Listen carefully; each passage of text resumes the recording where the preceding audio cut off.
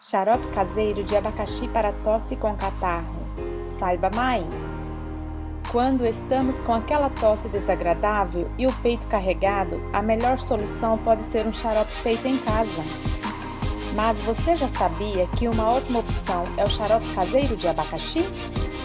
Pois é, o abacaxi não é apenas uma fruta deliciosa e digestiva, mas possui muitos outros benefícios que reunimos aqui nesse artigo para você. Benefícios do xarope caseiro de abacaxi para tosse.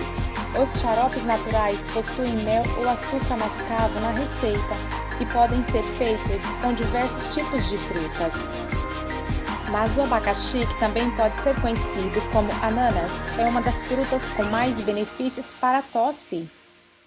O abacaxi tem em sua composição cálcio, fibras, magnésio, manganês, fósforo, ferro, potássio, vitamina A, B1, B6 e C. Além disso, a fruta contém a substância bromelina, que tem ação digestiva, anti-inflamatória e mucolítica. Uma combinação perfeita para criar um poderoso xarope para tosse com catarro, certo? O abacaxi é uma das frutas mais completas em sua composição e pode auxiliar no fortalecimento dos ossos, redução do colesterol, regulação da flora intestinal, diminuição da hipertensão e também no emagrecimento. Viu só quantos benefícios o abacaxi pode trazer? Se você está gostando do vídeo, já deixe o seu like.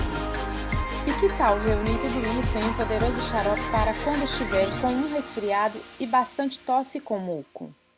A receita de xarope de abacaxi com mel é uma receita muito simples de fazer. Você irá precisar de um abacaxi, uma xícara de chá de mel, meia xícara de água.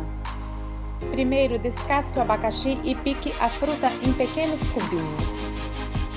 Já em uma panela separada, você deve colocar a água com mel e então juntar com os cubos de abacaxi.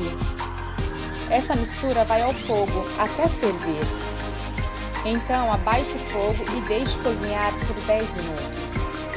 Quando esfriar, coloque num pote de vidro esterilizado e tome 4 colheres a cada 6 horas, todos os dias.